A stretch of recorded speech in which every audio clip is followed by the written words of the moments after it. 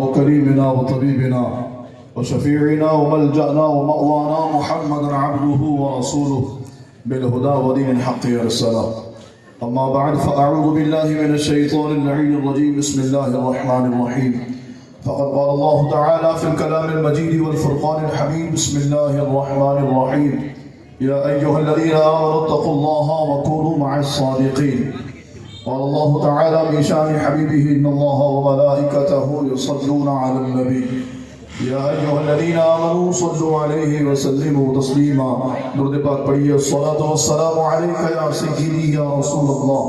الصلاة والسلام عليك يا سيدي يا حبيب الله. الصلاة والسلام عليك يا جد الحسن والحسين وعلى آلك وأصحابك يا خاتم النبيين. مولاي صل وسلم دائما أبدا على حبيبك خير الخلق كلهم. يا رب بالمصطفى بلغ مقاصدنا واغفر لنا ما مضى يا واسع الكرم.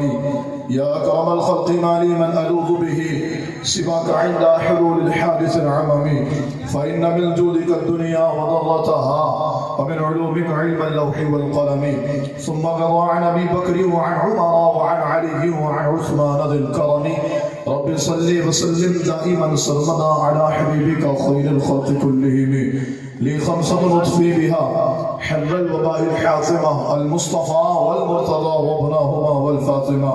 کیا بات رضا اس چمنستان کرم کی، کیا بات رضا اس چمنستان کرم کی. زہرا ہے کلی جس میں حسین و حسن پھول. مزرعہ چشت و بخارا و عراق و اجمیر. کون سی چشت ہے جہاں برسا نہیں جھالا تیرا. نبوی می علوی فصل بطولی گلشن. حسنی پھول اور حسینی ہے مہکنا تیرا. رات کے شہر میں کرتے نہیں تیرے خدام، رات کے شہر میں کرتے نہیں تیرے خدام. اور بعد کے شہر سے لیتا نہیں دریا تیرا. اور میری قسمت کی قسم کھائیں سگانے بغداد، میری قسمت کی قسم کھائیں سگانے بغداد. ہند میں بھی ہوں تو دیتا رہوں پہرا تیرا. اور کیا دبے جس پہ حمایت کا ہو پنجہ تیرا، کیا دبے جس پہ حمایت کا ہو پنجہ تیرا. شیر کو خطرے میں لاتا نہیں کتا تیرا. بولو ذرا سبحان اللہ. مختصر ہے، اسے تمہیدی گفتگو نہیں کروں گا، مدعے برباد کروں گا. یہ شعر امام رسولت رضی اللہ تعالیٰ عنہ نے میرے غوث پاک رضی اللہ تعالیٰ عنہ کی منقبت میں لکھا. سرکار بغداد حضور غوث پاک کی شان بیان کی اور فرمایا غوث پاک کی شان یہ ہے کہ جو غوث پاک کے در کا کتا ہو وہ شیر کو بھی نظریں ملا کر کے بات کرتا ہے اور شیر کو بھی چیر پھاڑ کرنے کی صلاحیت رکھتا ہے.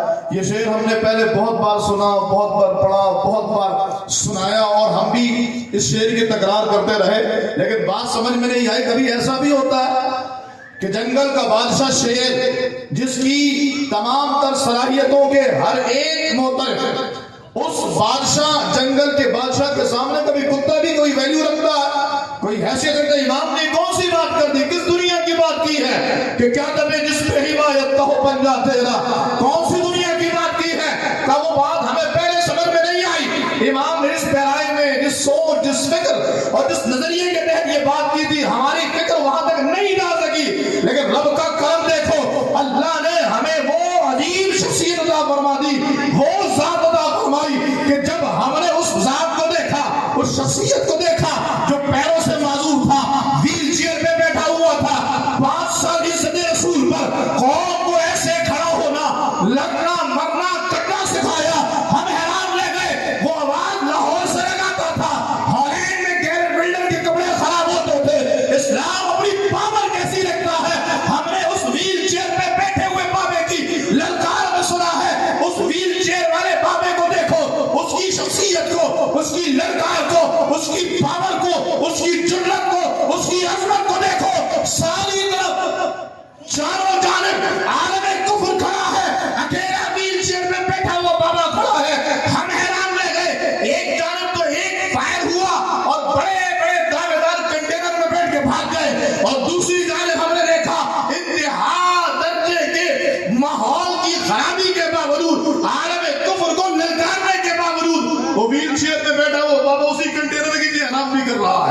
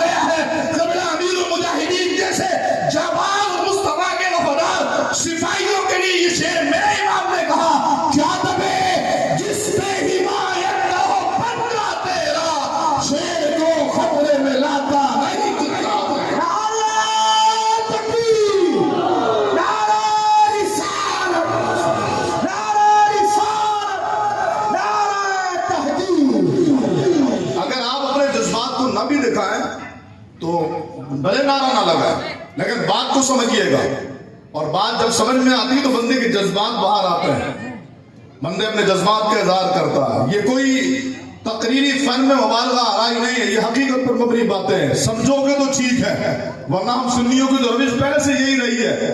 ہم انتقال کے بعد بڑا مزار بنا کر بہت سارا لنگر کرتے ہیں اور کہتے ہیں جی بندہ بڑا کمال تھا, کام بڑا کیا, ہاں ہم نے ساتھ نہیں دیا.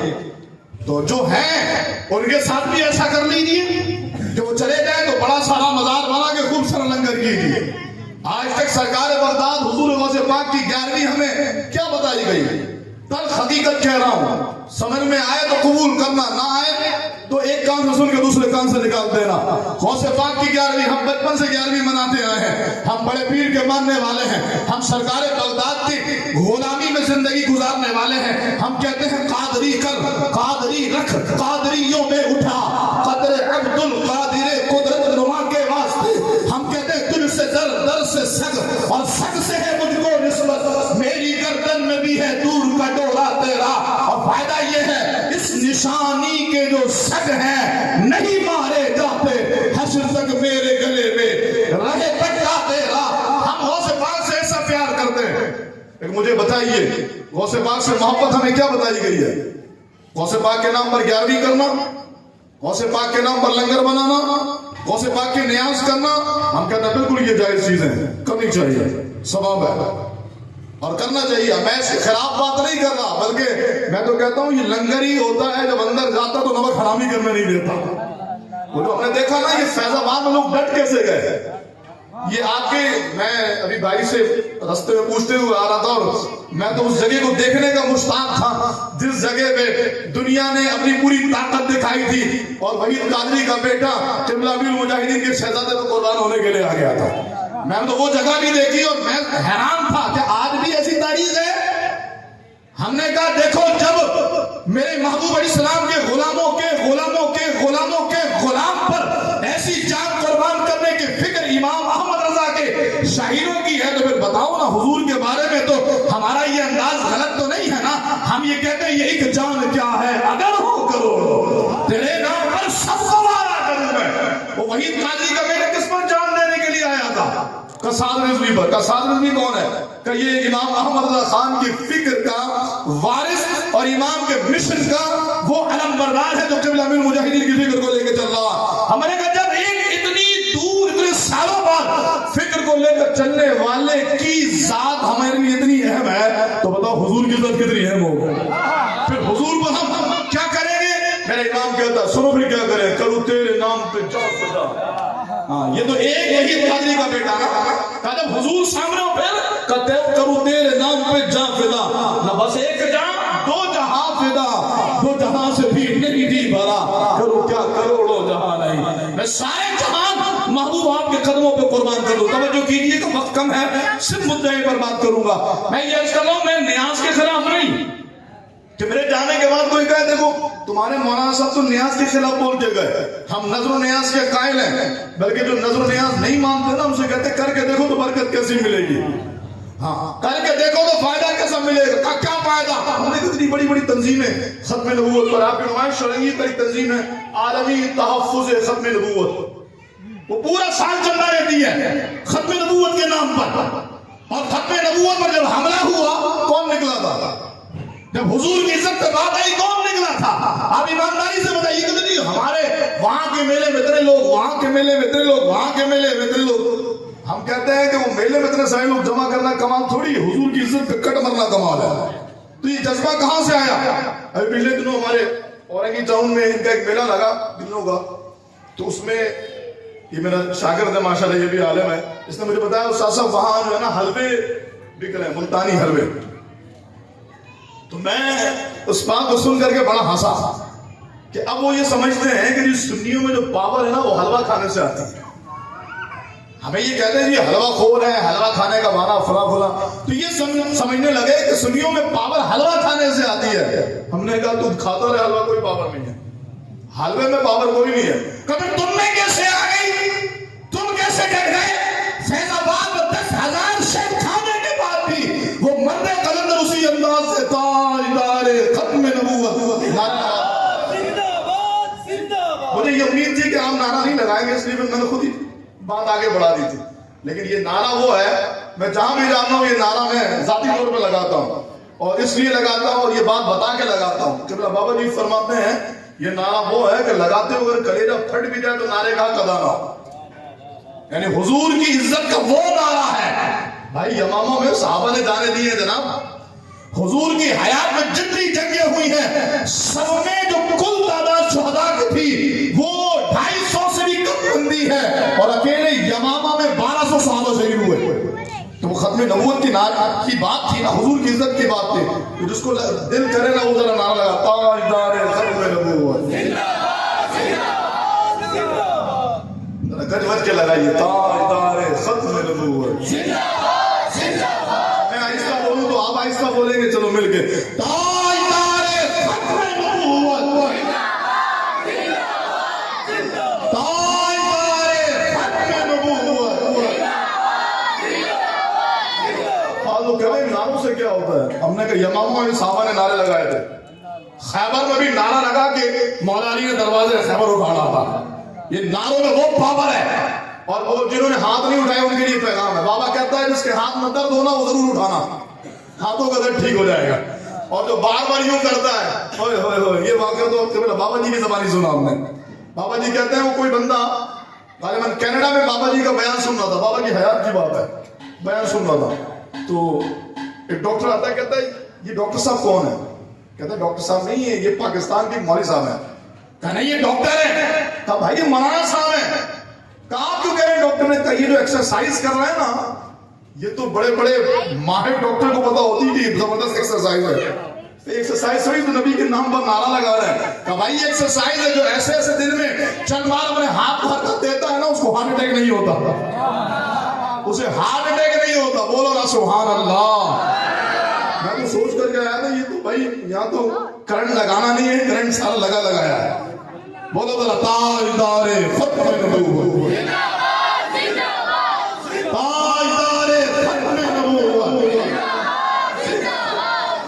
اور یہ میرا اپنا آزمودہ ہے. میرے ہاتھ میں بھی شدید تکلیف تھی پچھلے سے پچھلے سال رمضانوں میں. یہ ڈاکٹر نے مجھے آپریٹ کا کہا تھا، اور پھر میں نے کہا ٹھیک ہے رمضان کے بعد آؤں گا. جو تراویحیں چل رہی ہیں رمضان شریف میں یہ بات بابے سے سنی تھی، اور اس کے بعد صرف نعرے لگائے ہیں. شدت کا درد ہوتا تھا نعروں کے بعد، لیکن چند دنوں کے بعد وہ درد کہاں گیا پتہ نہیں لگا. نہ ہاتھوں میں درد نہ کوئی. تو اس لیے نہیں کہ ہاتھوں کا درد جائے گا، اس لیے کہ آج ہاتھ اٹھانا ہے اور وقت پڑے گا تو محبوب تیرے نام پر گردن بھی کٹائیں گے انشاءاللہ.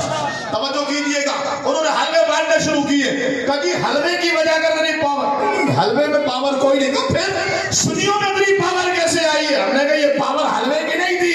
فیض آباد میں منفی ٹیمپریچر میں جو نوجوانوں نے قمیضیں اتار کر کے اپنے نبی کی عزت پہ پہرا دیا، شہر کراچی میں سیدھی گولیاں کھائی ہیں، باپ کے سامنے بیٹے کا لاشا پڑا ہے. بابا کہتا ہے میں نے اس بابے سے تعزیت کی کہ تمہارا بیٹا چلا گیا، جوان بیٹا، غم نہ کرو، افسوس نہ کرو. وہ بابا کہتا ہے بابا جی امیر المجاہدین مجھے افسوس نہیں ہے، مجھے دکھ اس بات کا ہے کہ میرا بیٹا مجھ سے بازی لے گیا ہے، یہ مجھ سے پہلے محبوب پہ قربان ہو گیا ہے. ہم دونوں میں مقابلہ تھا کون نبی پر پہلے قربان ہوتا ہے. میں نے کہا کہ اس صحابہ کے زمانے کی یاد تازہ ہو گئی. اللہ اکبر کبیرہ. اس کہنے کا مقصد یہ ہے کہ پاور حلوے میں نہیں ہے، پاور بریانی میں بھی. بولو نا سارے یار کیسے پاور نہیں؟ کھاتا تو جان آتی ہے. ہم نے کہا تو روٹی میں بھی جان ہے، تو شریر میں بھی جان ہے، بلکہ شریر میں زیادہ جان ہے. حضور کی سنت ہے شریر. سرکار اسلام فرماتے ہیں شریر بہترین سالن ہے. یہ کیا ہے؟ شوربے میں روٹی کے ٹکڑے توڑ دینا، جیسے چائے میں روٹیاں توڑ دیتے ہیں اور اس کے بعد بھگو کر کھاتے ہیں مال کو، ایسے ہی شوربے میں روٹی بھگو دینا، اور جب روٹی اس شوربے کو جذب کر جائے پھر اس کو کھانا. یہ شریر ہے. اگر کوئی بندہ کمزور ہے، بیماری کی وجہ اگر کسی کے اندر کوئی اور کمزوری ہے، کہتے ہیں چند دنوں تک یہ کھانا استعمال کر طاقتور ہو جائے گا. لیکن اس میں میں ایک نصیحت ضرور کرتا ہوں یہ بات بتانے کے بعد کہ شریر اپنے گھر میں ہی کھائیے گا. کہیں مہمان بن کر کے گئے اس کے شوربے میں روٹی توڑنی شروع کر دیں، وہ غریب تھوڑا سا سالن بنائے گا اور آپ نے زیادہ سالن خود ہی اپنے شریر کے چکر میں نکال لیا. ایسا نہیں ہونا چاہیے. تو بھائی طاقت تو شریر کے اندر بھی ہے، طاقت تو دیگر کھانوں کے اندر بھی ہے. تو پھر وجہ کیا ہے کہ بریانی اور حلوے اور ان سب کی باتیں جو کی جاتی ہے؟ ہم نے کہا کہ پاور تو طاقت تو جسمانی قوت کسی سے بھی آ سکتی ہے، لیکن وہ طاقت جو روحانی ہوتی ہے وہ تو اللہ کی عطا سے آتی ہے. کسی بندے کی طاقت سے تو بولو نا یار نہیں آتی. مولا کائنات مولا مشکل کشا علی المرتضی شیر خدا کرم اللہ تعالی وجہ الکریم کوفے کے منبر میں بیٹھے جہاں آپ کا دارالحکومت تھا، کیپٹل تھا آپ کا. آپ وہاں بیٹھے ہیں، ایک نوجوان دور سے مولا کائنات کو دیکھنے کے لیے آیا.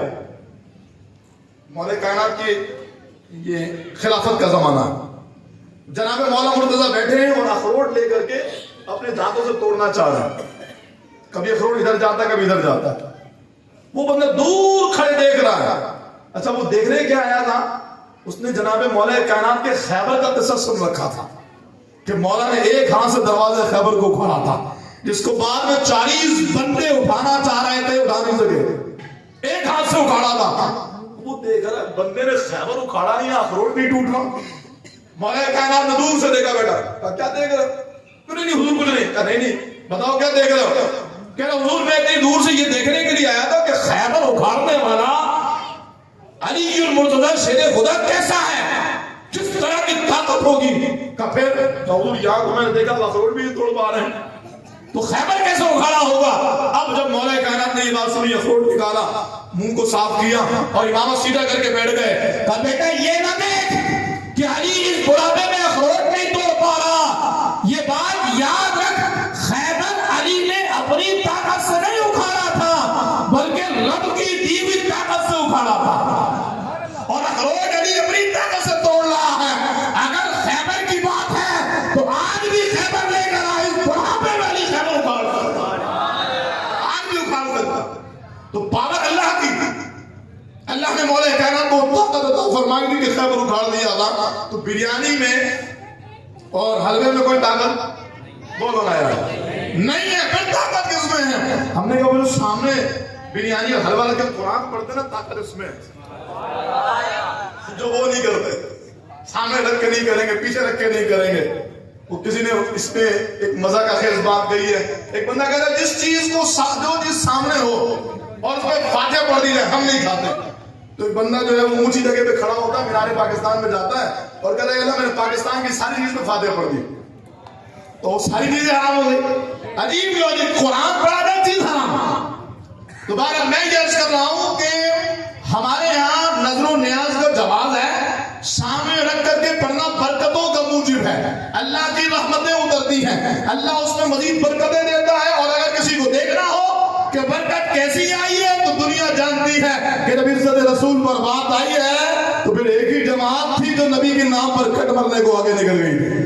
الحمدللہ ہمیں وہ رمضان شریف بھی یاد ہے، ہمیں وہ فیض آباد بھی یاد ہے، اور ہمیں وہ کئی بار کی سخت ترین صعوبتیں بھی یاد ہیں، جیل کی تشدد باتیں بھی یاد ہیں. جہاں پر قبلہ بابا جی فرماتے ہیں کہ مجھ پر جیل میں جو شب و روز گزرے، اگر ان ساری تکلیفوں میں سے ایک دن کی تکلیف ان ملک لوٹنے والوں پر ڈالی جائے یہ سارا پیسہ واپس کر دو. اتنی اذیتوں کے 7 دن گزرے، اتنی مشقتوں کے 7 دن گزرے. تو نظر و نیاز یقیناً ہمارا ایمان ہے، لیکن جو بات میں اب آپ کو بطور یوں سمجھ لیجیے کہ میسج دینا چاہ رہا ہوں، پیغام ہے، اس پوری محفل کا خلاصہ ہے، وہ یہ ہے کہ غوث اعظم کی 11ویں غوث اعظم سے محبت کا تقاضا لنگر تو نہیں ہے، نیاز تو نہیں ہے. یعنی آپ میں سے کون ہوگا جس کے گھر میں کھانا نہیں بنا تو آج یہاں پر لنگر کھانے آ گیا؟ کوئی بھی نہیں. ہمارے گھر میں روز کھانے بنتے، تو پھر یہاں پر ہمارا آنے کا مقصد کیا ہے؟ غوث پاک کی محفل کرنے کا مقصد کیا ہے؟ تو سیدھا سا اور سادہ سا مقصد یہ ہے کہ جو غوث اعظم کا پیغام ہے وہ ہم رائج کریں، جو غوث اعظم کی فکر ہے اس فکر پر عمل کرے، جو غوث اعظم کا منشور ہے اس منشور پر عمل کرے. 11ویں منانے والوں سے پوچھ لیجئے، یعنی 11ویں منانے والوں کو سرکار بغداد حضور غوث پاک کی 20 کرامتیں یاد ہوں گی، لیکن ان کرامتوں سے حاصل ہونے والا سبق کس کو یاد ہے؟ کون غوث اعظم کی اس تمام تر کرامتوں سے حاصل ہونے والے سبق پر عمل پیرا؟ کٹھن سوال ہے، تر حقیقت ہے. آج ہم غوث اعظم نے کیا کیا، یوں یوں یوں یوں بہت سارے کام سرکار بغداد حضور غوث اعظم نے کیے. غوث اعظم رضی اللہ تعالیٰ عنہ کی کرامتیں بڑی مشہور. آپ کے والد کی کرامت مشہور کہ وہ ایک سیب آپ نے کھا لیا تھا اور پھر اس سیب کو معاف کروانے کے لیے آپ نے اپنے سسر صاحب کے یہاں، جو سسر پہلے نہیں تھے ان کے یہاں نوکری کی ہے، پھر دیگر معاملات، وہ تفصیلی واقعہ آپ جانتے ہیں۔ اس کے پیچھے فکر کیا تھی کہ جی غوث اعظم کے والد نے ایک سیب موت کروانے کے لیے 6 مہینے کی نوکری کی، اور یہاں ہزاروں ہزار ہضم کر کے ڈکار بھی نہ لے، لاکھوں لاکھ کھا جائے اور ڈکار بھی نہ لے۔ یہ فکر غوث اعظم تو نہیں ہے، یہ سوچ غوث اعظم کی تو نہیں ہے، یہ فلسفہ غوث اعظم کے گھرانے کا تو نہیں ہے۔ پھر دیکھیے ہمارے یہاں یہ چورن بھی بڑا دیا جاتا ہے کہ جی ہم صوفی لوگ ہیں، ہم کسی کو کچھ نہیں کہتے۔ غوث اعظم کے والد کا نام ابو صالح موسیٰ جنگی دوست، آپ کی کنیت ابو صالح، نام موسیٰ ہے اور لقب ہے جنگی دوست۔ کہتے ہیں جنگی دوست کیوں کہتے ہیں آپ کو؟ کہا جاتا ہے ایک مرتبہ آپ کے سامنے بادشاہ وقت کی سواری گزر رہی تھی اور اس کی سواری کے پیچھے پیچھے شراب کی بڑی بوتلیں رکھی ہوئی تھی جو انہوں نے اپنے عیش عشرت کے لیے لے کر کے محل میں ڈال رہے تھے۔ ابو صالح موسیٰ جنگی دوست غوث اعظم کے بارے میں دیکھیے، رسول اللہ کے دین پر عمل کرنے کا دعوے دار حکمران اور شراب کی بوتلیں لے کے محل میں جا رہا۔ آپ نے لاٹھی اٹھائی اور سپاہیوں کے سامنے ساری بوتلیں توڑ ڈالی، ساری بوتلیں توڑ ڈالی۔ اب اسے سپاہیوں نے پکڑ لیا، بادشاہ کے سامنے لے کر کے گئے تو کہاں کس نے توڑی ہے؟ کسی نے سائنس سے کہا ابو صالح بس یہ کہہ دینا میں نے نہیں توڑی، باقی میں سنبھال لوں گا۔ تم یہ کہہ رہے میں نے نہیں کیا، تم ویسے صوفی آدمی ہو، تم ویسے ضرورت تمہیں کوئی مانے گا بھی تم نے یہ کام کیا ہے، تم مکر جانا میں نے یہ کیا نہیں ہے۔ ٹھیک ہے، جب جگہ پہ گئے بادشاہ نے کہا ہاں بھائی موسیٰ آپ نے یہ کام کیا، آپ تو بڑے شریف آدمی ہیں، آپ تو بڑے امن پسند ہیں، آپ تو بڑے دیندار مذہبی ہیں، آپ تو کسی کو برا نہیں کہتے، تو آپ نے کیا واقعی ایسا کیا ہے کہ میری سواری پر حملہ کیا اور میرے سامان کو نقصان پہنچایا؟ تو جناب ابو صالح موسیٰ جنگی دوست سیدھے ہو کے بیٹھ گئے اور کہنے لگے بادشاہ سلامت، سب سے پہلی بات تو میں یہ کہوں آپ کو کہ میں امن پسند ہوں لیکن بغیرت نہیں ہوں، یہ میں اپنے لفظوں میں بتا رہا ہوں۔ میں صوفی ہوں، اور صوفی کا مطلب کیا ہوتا ہے؟ ہمارے یہاں لوگ صوفی کا مطلب یہ سمجھتے ہیں جو بغیرت ہو وہ صوفی ہے، جو انتہا درجے کا پولٹری ہو وہ صوفی ہے، یعنی جو گندا میلا اور سٹا لگانے والا ہوتا ہے صوفی ہے۔ صوفی وہ نہیں ہوتا، کہتے ہیں صوفی اصل میں کون؟ جو دین کے معاملے میں غیرت مند ہوتا ہے۔ صوفی سب سے بڑے غیرت مند کو صوفی کہا جاتا ہے، یا سب سے بڑے پولٹری کو صوفی کہا جائے گا۔ حضور کے صحابہ کے زمانے میں سب سے بڑے صوفی کون؟ کسی کو نام یاد ہے؟ آپ میں سے جس نے بتا دیا اس کو میڈل سے نام۔ سرکار کے زمانے میں حضرات صحابہ میں صدیق اکبر کو تو پہلا نمبر سینکار نہیں ہے، لیکن صحابہ کرام اس کو بڑا صوفی مانتے تھے، اگر کسی کو بتاؤ۔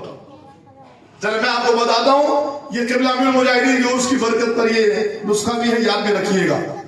سب سے بڑے صوفی جناب ابو ذر غفاری رضی اللہ عنہ، یہ اتنے بڑے صوفی تھے کہ جناب عمر کے زمانے میں ان کا پھٹا ہو گیا، جناب عمر سے الٹ پڑے، عمر یہ کیا کرتے ہو تم؟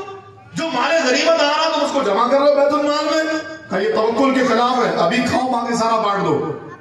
عمر نے کہا شام میں کیا ہوتا ہے، جس نے ابھی کھلایا وہ شام میں بھی کھلائے گا۔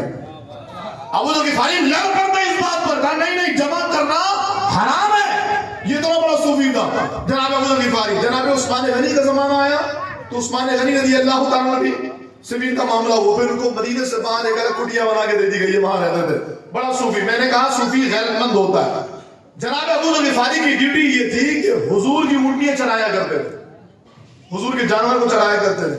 ابو ذر غفاری کا ایک بیٹا اور ایک بیٹی تھی۔ ابو ذر غفاری کا بیٹا آپ کے ساتھ اونٹیاں چرایا کرتا تھا، حضور کی اونٹنیاں۔ ایک مرتبہ کافروں نے حضور کی اونٹنی پر دست درازی کی، ابو ذر غفاری کے بیٹے نے حضور کی اونٹنی کی حفاظت کرتے ہوئے جان قربان کر دی۔ ابو ذر غفاری نے کہا بیٹا میں تجھ سے راضی ہو گیا۔ یعنی صوفی وہ ہوتا ہے جو اپنے محبوب کی عزت کو بڑی چیز ہے، محبوب سے منسوب جو چیزیں ہوتی ہیں ان کی عزت بھی یہاں جانے نہیں دیتا۔ یہاں جو خانقاہ سے نہ نکلے، یہاں جو اپنی گدی نہ چھوڑے، یہاں جو امن پسندی کا سب سے زیادہ چورم دیتا ہے، ہم کو تو بڑا صوفی ہے۔ صوفی وہ ہوتا ہے جو بغیرت نہیں ہوتا، جو عزت رسول کے معاملے میں کبھی مدارت سے کام نہیں لیتا، وہ صوفی ہوتا ہے۔ ابو صالح موسیٰ جنگی دوست نے فرمایا آپ کہتے ہیں صوفی ہوں بغیرت نہیں ہوتا، کیا مطلب؟ کہا حضور کے دین میں اور سرکار کے اسلام میں شراب نوشی کی اجازت نہیں ہے۔ میں کبھی یہ گوارا نہیں کر سکتا کہ ابو صالح موجود ہو اور اس کے سامنے حضور کے دین کی حدود کو توڑا جائے, حضور کے دین کی حدود کو پامال کیا جائے. کہنے کا مقصد کیا؟ یہ پیغام نہیں ہمارے لیے؟ مجھے بتائیے, غوث اعظم کے والد صاحب کی زندگی پیغام نہیں ہے کہ جب وہ دین کے حدود کو قائم رکھنے کے لیے بادشاہ وقت سے ٹکرا گئے تو کیا حضور کی ناموس پر پہرا دینے کے لیے بادشاہ وقت, حکومت وقت کیا پوری دنیا سے ہی ٹکرا سکتے؟ بولو نا یار, جو ٹکرا سکتا ہے جذبہ رکھتا ذرا بول ہاتھ اٹھا کر کے انشاءاللہ. جنہوں نے ہاتھ نہیں اٹھایا وہ خود جواب دیں کہ وہ کیا سوچتے ہیں. لیکن میں یہ کہہ رہا ہوں کہ جذبہ کیا ہو. جب غوث اعظم سے محبت ہے, بچپن سے غوث اعظم کا لنگر کھا رہے ہیں, غوث اعظم کی باتیں کرتے تو ان کی فکر میں بھی تو عمل کرنا ہے. غوث اعظم کی فکر کیا ہے؟ ہمارے ہاں غوث اعظم رضی اللہ عنہ کا نام لیتے ہیں, غوث اعظم کو کیا پسند تھا؟ کیا پسند تھا غوث اعظم کو؟ بولیے, آپ کو پتہ نہیں یا آپ شاید آج جی سے کہا مرغا پسند تھا نا؟ غوث اعظم کو مرغا پسند تھا. یہ تو بات بتائی جاتی ہے لیکن یہ نہیں بتایا جاتا کہ 30 سال تک مجاہدے بھی غوث اعظم نے کیے ہیں. یہ کسی نے نہیں بتایا کہ غوث اعظم فرماتے 30 سال مجھ پر زندگی کے ایسے گزرے, کئی مہینے فاقے ہوتے تھے, حتیٰ کہ بھوک کی شدت کا عالم یہ ہوتا تھا کہ اگر کوئی میرے سامنے کھانا کھاتا وہ نوالا اپنے منہ میں ڈالتا, میرا منہ بے اختیار کھل جاتا. وہ کیا کیفیت ہوگی بھوک کی؟ یہ غوث اعظم کی زندگی. اور وہ غوث اعظم جو مادرزاد ولی ہیں, جو اللہ رب العالمین نے جنہیں پیدا ہونے سے پہلے ہی مرتبہ ولایت عطا فرما دیا. کہنے کا مقصد یہ ہے کہ جب آپ 11ویں مناتے ہیں, جب آپ غوث اعظم رضی اللہ عنہ کا دن مناتے ہیں تو غوث اعظم کی سیرت کو پڑھیے, غوث اعظم کے فلسفے کو پڑھیے, ان کی زندگی کو, ان کی فلسفے کو اپنی زندگی میں رائج کیجیے. غوث اعظم بہت بڑے عالم تھے, تو کوئی بندہ جاہل ہو اور وہ غوث اعظم کی جانشینی کا دعویٰ کرے یا خود کو غوث اعظم کا بڑا محب کہے تو یہ ایسا ہو ہی نہیں سکتا. غوث اعظم سے محبت کرنے والے غوث اعظم کی فکر پہ چلے گا, اور غوث اعظم کی فکر کیا ہے؟ دین سیکھنا. فرماتے ہیں میں نے 35 سال علماء کی صحبت میں بیٹھ کے دین سیکھا. آج ہمارے یہاں نماز کے بنیادی فرائض نہیں معلوم, اور یہی وجہ ہے کہ جو ہمارا مخالف ہم پر اعتراض کرتا ہے. 11ویں مناتے ہو, یہ تو بتاؤ نماز میں واجبات کتنے, یہ تو بتاؤ نماز کے مفسدات کتنے, نماز کے فرائض کتنے. بات تو صحیح ہے بھائی, 11ویں منانے والا کیا 11ویں والے پیر کے نانا کے دین پر عمل نہیں کرے گا؟ یقیناً کرے گا. تو غوث اعظم جنہوں نے 30-35 سال دین سیکھا ہے, ان کے ماننے والے کو نماز نہیں پتا, ان کے ماننے والے کو دین نہیں آتا. تو ضرورت اس عمل کی ہے کہ ہم اپنی زندگیوں میں غوث اعظم کی سیرت کو نافذ کریں گے انشاءاللہ. کون کرے گا انشاءاللہ؟ کیسے کریں گے؟ کیسے کریں گے غوث اعظم کی سیرت کو؟ سب سے پہلی سیرت غوث اعظم, سب سے پہلی سیرت جو آپ کل سے نہیں, آج سے نہیں, ابھی سے نافذ کر سکتے ہیں. بتاؤں نا, کریں گے بولے انشاءاللہ. بولو نا یار, میں تو یہ سوچ کر کے آیا تھا کہ مجھے آپ کو بولنا بعد میں پڑے گا, پہلے آپ کا جذبہ نظر آ رہا ہوگا. سردی بھی زیادہ نہیں ہو رہی. غوث اعظم کی سیرت پہ کریں گے بولے انشاءاللہ. میں آپ کو بتاؤں پہلا کام جو غوث اعظم کی سیرت پہ ہو سکتا ہے وہ نماز کی پابندی ہے. کریں گے ہاں. سرکار بغداد حضور غوث پاک رضی اللہ تعالیٰ عنہ, ہم کہتے ہیں میں قادری ہوں, شکر ہے رب قدیر کا, دامن ہے میرے ہاتھ میں پیران پیر کا. اللہ کا فضل ہے. اور غوث اعظم فرماتے ہیں میرا کوئی مرید بغیر توبہ کے نہیں مرے گا. بولو سبحان اللہ. اور یہ واقعہ لوگوں نے دیکھا, باضابطہ غوث اعظم نے اپنے مریدین کو دوبارہ سے اللہ کی عطا سے زندہ کیا اور مریدین کو دوبارہ کلمہ پڑھا. یہ غوث اعظم رضی اللہ عنہ کی سیرت ہے. لیکن غوث اعظم فرماتے جو میرا مرید ہوگا وہ نہیں مرے گا بغیر توبہ. غوث اعظم کا مرید کون؟ غوث پاک فرماتے ہیں جس نے جان بوجھ کے نماز چھوڑی وہ کافر ہو گیا. غوث پاک کے نزدیک نماز چھوڑنے والا مسلمان بھی نہیں ہے, چاہے کہ قادری ہو. بھائی قادری پہلے بنے گا کہ مسلمان پہلے بنے گا؟ بولو. بچے نے جواب دے دیا مسلمان پہلے بنے گا پھر قادری بنے گا. تو مسلمان ہونے کے لیے نمازی ضروری ہے. غوث پاک فرماتے ہیں میرا مسلک یہ ہے کہ جو جان بوجھ کے نماز چھوڑے وہ کافر ہو جاتا ہے. تو پہلا فلسفہ, پہلی غوث اعظم رضی اللہ عنہ کی سیرت پر جو عمل کی صورت ہوگی وہ یہ کہ انشاءاللہ آج کے بعد نماز نہیں چھوڑیں گے. بولو نا یار. اچھا نبی کے نام پر جان کون دے گا؟ انشاءاللہ. سارے دیں گے تو نماز کون پڑھے گا؟ میں یہ کیسے مان جاؤں کہ جو گردن نہیں کٹا، جو فجر میں آنکھ نہیں کھول سکتا، وہ گردن کیسے کٹائے گا؟ میں پیمانہ لے کے بات نہیں کر رہا، اللہ جس کو قبول کر لے۔ یہ مہینہ غازی ممتاز قادری کا ہے، اللہ۔ اور غازی صاحب کون جانتا تھا؟ پنڈی کا ایک پولیس والے کو آج کون ویلیو دیتا ہے؟ اور بابے کے آنے کے بعد تو ویسے ہی پولیس والوں کی آنکھوں میں آنکھ ڈال کے بات کرتے ہیں۔ پہلے فائروں پر ٹانگیں کاپتی تھی، اور آج حال یہ ہے کہ وہ 1400 فائر لے کے خود قبر میں چلا گیا اور کہتا حشر کو ہوگا یہ معلوم کہ جیتا کون اور ہارا کون۔ الحمدللہ اپنا فائروں سے ٹانگیں کاپتی ہے اور نہ اداروں سے ڈر لگتا، اس بات کے ساتھ کہ ہم اداروں کے بھی ساتھ ہیں اور ہم اپنے ملک و ملت کے امن کے داعی بھی ہیں، کیونکہ پاکستان ہمارے بزرگوں نے بنایا ہے۔ بھائی اپنے گھر کو کون آگ لگاتا ہے؟ جب یہ دنیا نے دیکھا اتنی شدید ترین ظلم کے باوجود پاکستان کو نقصان نہیں پہنچایا، وہی دنیا جانتی ہے۔ گرمی کی دسمبر کا مہینہ تھا، 27 تاریخ، جب بے نظیر کو مارا گیا تھا، پورے پاکستان میں آگ لگ گئی۔ میں اس سیاسی فنڈنگ سے بات نہیں کرتا، بتانا یہ چاہتا ہوں کہ جو پاکستان میں 80 سے زائد فیصد کی اکثریت رکھتے ہیں، ان پر ظلم کی انتہا ہو گئی، کریک ڈاؤن کی انتہا ہو گئی، علماء کو سرے بازار شہید کیا گیا۔ اس کے باوجود نہ ایک پتا ٹوٹا، نہ گملہ ٹوٹا، اور نہ ہی کوئی نقصان پہنچایا گیا۔ یہ اس سے بڑا اور کون سا ثبوت ہوگا ہمارے امن پسند ہونے کا، ہمارے اپنے ملک سے مخلص اور وفادار ہونے کا؟ ہم پاکستان سے بھی محبت کرتے ہیں اور پاکستان کی حفاظت کرنے والوں سے بھی محبت کرتے ہیں، لیکن کہنے کا مقصد یہ ہے کہ پاکستان سے حفاظت کرنے والوں سے محبت کیوں؟ کہ وہ پاکستان کی حفاظت کرتے ہیں۔ ہم نے کہا پاکستان کی حفاظت بڑی ہے، یہ اسلام کی حفاظت بڑی ہے، ناموس رسالت کی حفاظت بڑی ہے۔ تو جہاں پاکستان کی حفاظت کرنے والوں سے پیار ہے، وہیں عزت رسول کو پہرا دینے والوں سے بھی پیار ہے۔ ہاں، تو میں یہ عرض کر رہا ہوں کہ نبی کریم علیہ السلام کی سنت اور اہم ترین فرض نماز کی پابندی کریں گے انشاءاللہ۔ پنڈی کی سرزمین سے ایک کو اٹھا لیا گیا، اور پھر ہم نے دیکھا 40 سال حدیثیں پڑھانے والے بابے نے اپنے اماموں اتار کے قدموں پہ رکھ دیا۔ تو بیٹا ہم تو باتیں کرتے رہے گا، بازی تو تو لے گئے۔ بھائی کبھی پولیس والے کے قدموں میں شیخ الحدیث کی دستار کیسے ہو سکتا ہے؟ ہو سکتا ہے جب شیخ الحدیث یہ دیکھے کہ وہ پولیس والا اپنے نبی کی عزت پر قربان ہو کے بازی لے گیا ہے۔ پھر جماعت علی شاہ کا واقعہ کہ بلا بابا نے سنایا نا، پھر جماعت علی شاہ صاحب جب قبلہ غازی علم الدین شہید کے جنازے میں آئے، نیت باندھی بے ہوش ہو گئے، اللہ اکبر کبیرہ، ہوش میں آیا تو رو پڑے، کہتے ہیں زندگی بھر یہ خواہش رہی کہ حضور کو دیکھوں، دیدار نہیں ہوا۔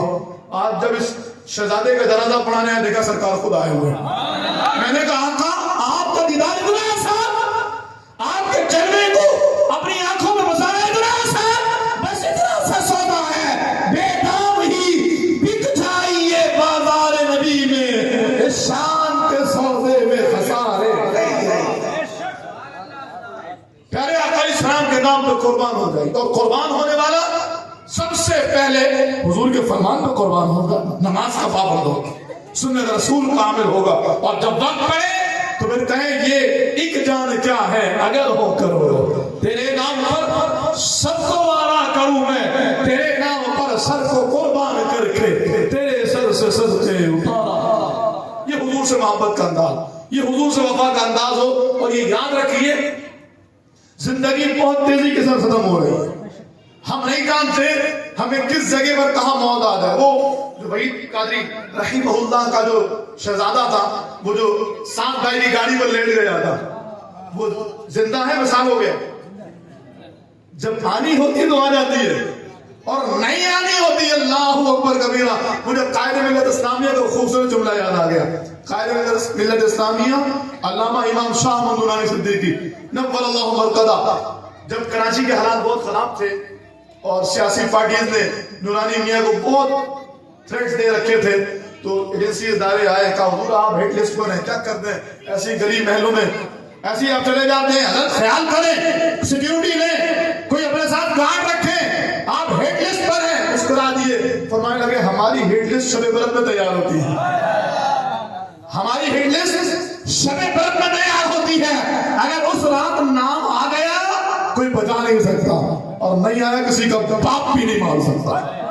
پر یہ یقین ہو، پھر یہ یاد رہے کہ کسی وقت بھی آ سکتی ہے، کہیں پر بھی آ سکتی ہے، کسی لمحے اور کسی آن بھی آ سکتی ہے۔ اس لیے کوشش یہ کیجئے کچھ ایسا کر جائیے کہ جو اللہ اپنے حبیب کی عزت پہ کٹ مرنے کے ساتھ، اللہ کرے موت آئے تو نبی کے نام پر، اللہ کرے موت آئے تو حضور کی عزت پر پہرا دیتے ہوئے آئے، اور وہ ایسے نہیں آئے گی۔ علماء فرماتے ہیں شہادت گھر کی دہلیز پر نہیں ملتی، شہید ہونے کے لیے شہیدوں والے کام کرنے پڑتے ہیں۔ عمل ایسا کیجیے کہ آپ کو چن لیا جائے، آپ کو قبول کیا جائے۔ آپ نہیں جانتے نشتر پارک میں جو میلاد مصطفیٰ میں دھماکہ ہوا 2006 میں، 63 علماء سمیت ہمارے مجاہدین شہید ہوئے۔ ان 63 شہید ہونے والوں میں مسجد کے جو عذر نماز پڑھا رہے تھے وہ امام صاحب بھی شامل تھے۔ امام صاحب شہید ہو گئے، اور پچھلی صف میں جو بندہ موجود تھا، میں نے آج بھی اس سے ملاقات کی، وہ زندہ ہے، یعنی جو دھماکے کے قریب تھا وہ بچ گیا، اور جو اگلی صف میں تھا وہ چلا گیا۔ کہ بس جس کو قبول کر لیا گیا اس کو آ گئی، جس کو سرکار کی نگاہوں میں مقبول بنا دیا گیا اس کو حضور کے نام پر شہادت آ گئی۔ اب شان کیا ہے؟ کہتے ہیں جو بندہ جس حال میں مرے گا نا، قیامت میں اسی حال میں اٹھے گا۔ جو میلاد مناتے ہوئے گئے وہ میلاد مناتے ہوئے اٹھیں گے، جو نعرہ لگاتے ہوئے گئے وہ نعرہ لگاتے ہوئے اٹھیں گے۔ اللہ اکبر۔ وہ جب رمضان شریف میں کریک ڈاؤن شروع ہوا نا، تو میرا شاگرد تھا، وہ بھی وہی تھا، اس نے مجھے بتایا کہ استاد صاحب ایک لڑکے کو گولی لگی اور بہت بری حالت تھی اس کی، تو کسی نے اسے پوچھا تکلیف ہو رہی ہے؟ مسکرا کے کہا نہیں، دیدار ہو رہا۔ اللہ اکبر کبیر، دیدار ہو رہا، یعنی جلوہ مصطفیٰ کو پانا اتنا آسان ہے۔ کچھ ایسا کر جائیے کہ حضور کی نگاہ میں مقبول کر، اور اس کے لیے بنیادی چیز نماز ہے، نماز کی پابندی۔ اور جب وقت پڑے دین کو، چاہے ہمارے ووٹ کے ذریعے، چاہے ہمارے نوٹ کے ذریعے، چاہے ہماری سپورٹ کے ذریعے، جب دین کو وقت پڑے، ہماری جان کی، ہمارے مال کی، آگے بڑھیے، اگلی صفوں میں کھڑے ہوئیے اور اپنا سب کچھ دین کے لیے پیش کر دیجیے، تاکہ جب کبھی دین آئے، دین تو آئے گا نا انشاءاللہ، آئے گا، بالکل دین آ کر، اور صرف پاکستان میں نہیں پوری دنیا میں آئے گا۔ کیوں؟ قرآن کا وعدہ لِيُظْهِرَهُ عَلَى الدِّينِ كُلِّهِ، اللہ نے دین کو بھیجا اس لیے کہ غالب آئے گا۔ اور پھر مجھے قبلہ امیر المجاہدین کا وہ جملہ جب سے میں نے سنا ہے، میں نے کہا بھائی وہ تو کبھی بھی آ سکتا ہے، ایسے حالات میں ہم نے کہا مرد کلندر کی بات تو دیکھو، رب فرماتا ہے اگر میرا ولی کسی بات پر قسم کھا لے، اللہ تقدیر بدل دیتا، اس کی بات پوری کرتا۔ بابے نے کیا کہا تھا؟ آخری تقریر یاد ہے؟ وقت بہت تھوڑا رہ گیا، دین آنے والا ہے۔ اوئے ہوئے ہوئے، اتنے بھاری جملے ہیں نا یہ، اتنے بھاری جملے، بہت تھوڑا وقت رہ گیا، دین آنے والا۔ کچھ ایسا کر جائیے، اپنا مال دے کر، اپنی جان دے کر، اپنی سپورٹ دے کر کے نبی کے دین کو تک پر لانے کے لیے، حضور کی عزت اور حضور کے نظام کی، نفاذ مصطفیٰ کی بالادستی کے لیے، کہ اگر ہماری زندگی میں آئے ہم اپنی آنکھوں سے نظام مصطفیٰ کا سورج شروع ہوتا دیکھیں انشاءاللہ۔ اور اگر ہم چلے جائیں اور کل قیامت میں جب دین آنے اور دین کو تک پر لانے والے مجاہدین کا نام لکھا جائے، تو جہاں شہدائے فیض آباد آئیں گے، جہاں شہدائے کراچی آئیں گے، جہاں وہ شہدائے وزیر آباد آئیں گے، جہاں قبلہ امیر المجاہدین جیسے عظیم رسول اللہ کے وفادار آئیں گے، کئی کونے میں ہمارا نام بھی ان مجاہدین میں لکھا جائے۔ کوشش کیجیے اپنے گھر، اپنے بچوں کو، اپنے بیوی کو، اپنے بہنوں کو، بیٹیوں کو، خواتین کو، سب کو ذہن دیجیے دین پر عمل کرنے، اور جب وقت پڑے جس انداز سے بھی دین کو غالب کرنے کا، نبی کے دین کی حکمرانی کا۔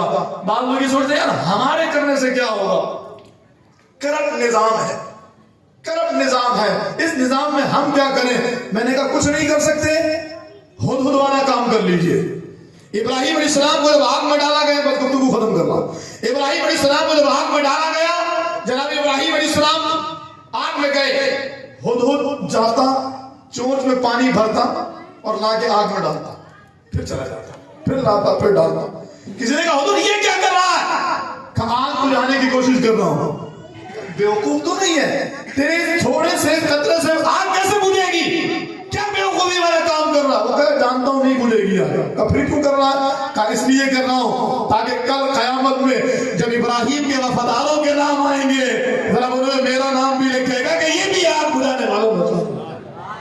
کچھ ایسا ہو جائے ہم بہت سارا کام نہیں کر سکتے, ہم خادم حسین رضوی نہیں بن سکتے, نہیں بن سکتے, ہم ان جیسی ہستیوں کے قدموں کی خاک بھی نہیں بن سکتے, لیکن اتنا تو ضرور ہو کہ جب وقت آئے اور پیارے آقا صلی اللہ علیہ وسلم کی دین پر ایسی عبادت ہو. بابا کہتا ہے نا, جب روح میرے پیر آہن خاکی سے نکلے تو روزے سے آواز آئے, او میرا پتی, کچھ ایسا ہو جائے کہ کل قیامت میں اللہ اس کے حبیب کی بارگاہ میں سرخرو ہو جائے. تو نیت کر نماز پڑھیں گے کون کون انشاءاللہ سارے. قریب میں کون سی مسجد ہے ہماری؟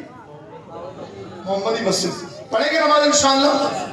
یار ہاتھ نہیں اٹھا رہے, میرے ذہن میں شہزادے کو دیکھ کے ایک اور بات آ گئی تھی, کروں یا ختم کروں؟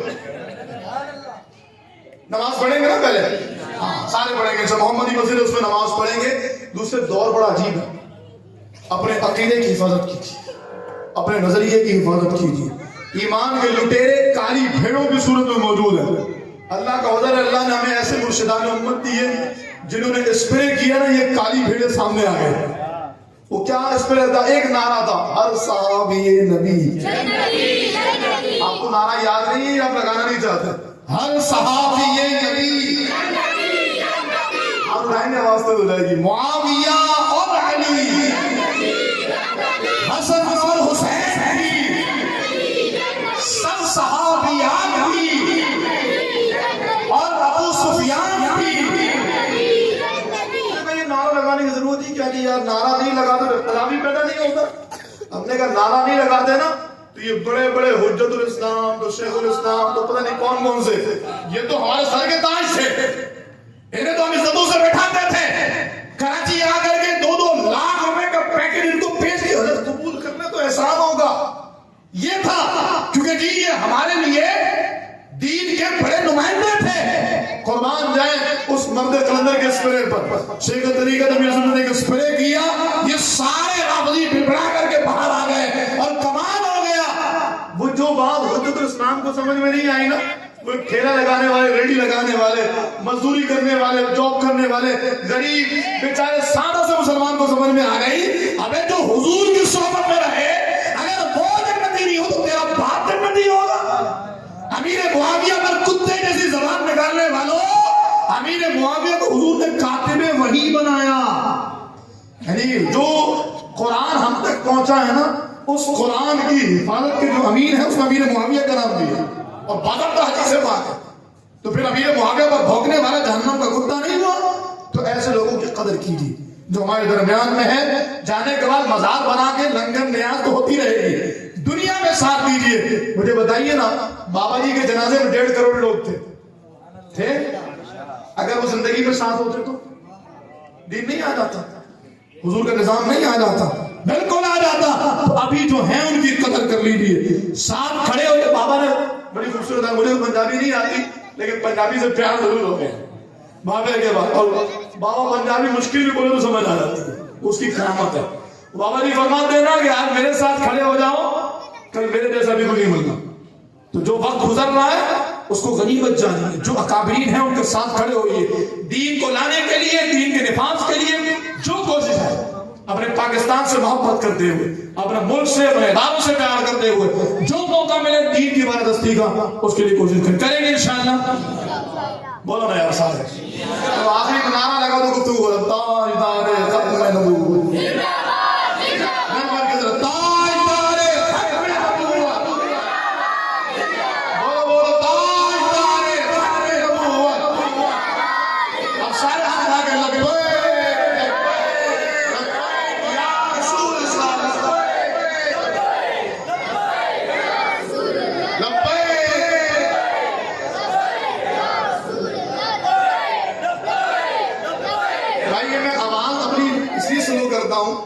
پتہ لگے آپ کسی آواز نکالیں. چلیں میں مائک ہٹا کے میں بھی لگا لیتا ہوں. یہ آواز تو وہ ہے نا فیض آباد میں بغیر مائک کے لگ رہا تھا. بولو ذرا ہاؤ ڈاؤن لبیک رسول اللہ لبیک یا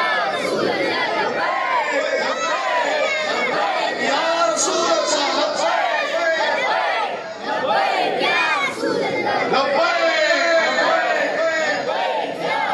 من سب نبی کیا, من سب نبی کیا, من سب نبی کیا. اب بتاؤ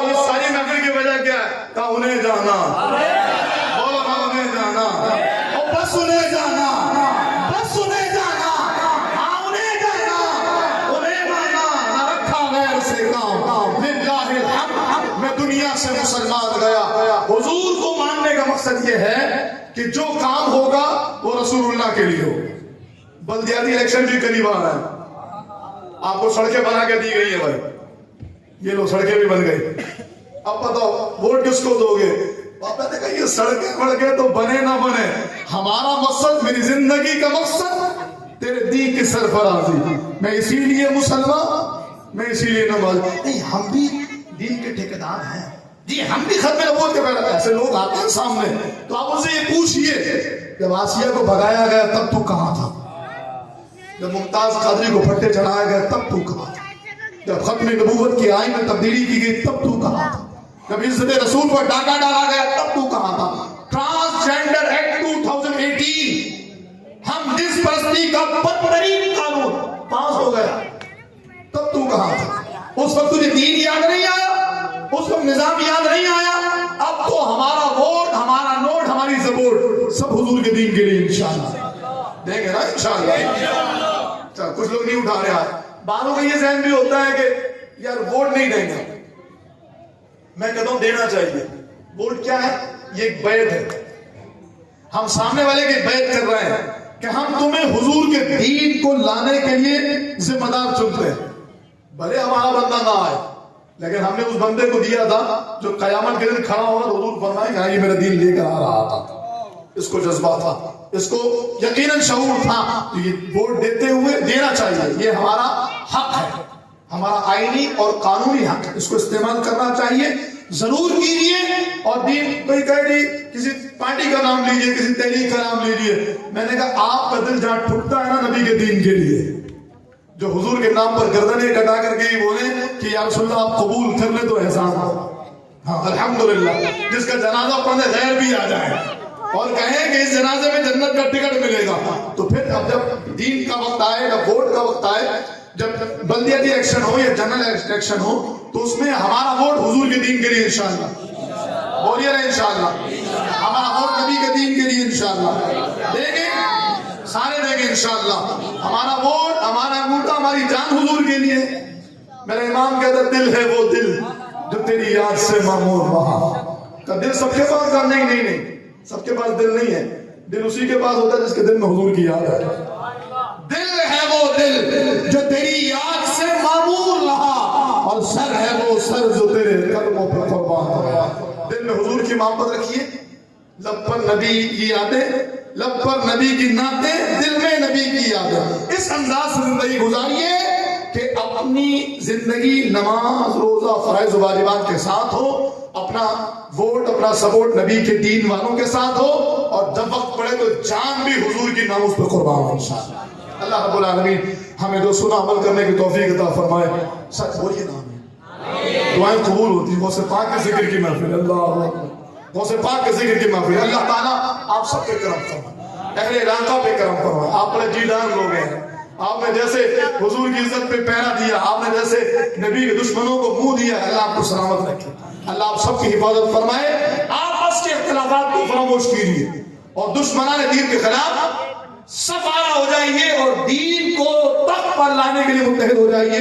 اللہ پاک آپ سب کا, ہم سب کا حامی و ناصر ہو, اور اللہ وہ وقت ہمیں اپنی آنکھوں سے دکھائے, دین پاکستان میں آئے اور ہم آنکھوں سے دیکھیں اور اس کا استقبال کر رہے ہوں. رب کریم عمل کی توفیق عطا فرمائے. آمین بجاہ النبی الامین وما علیہ.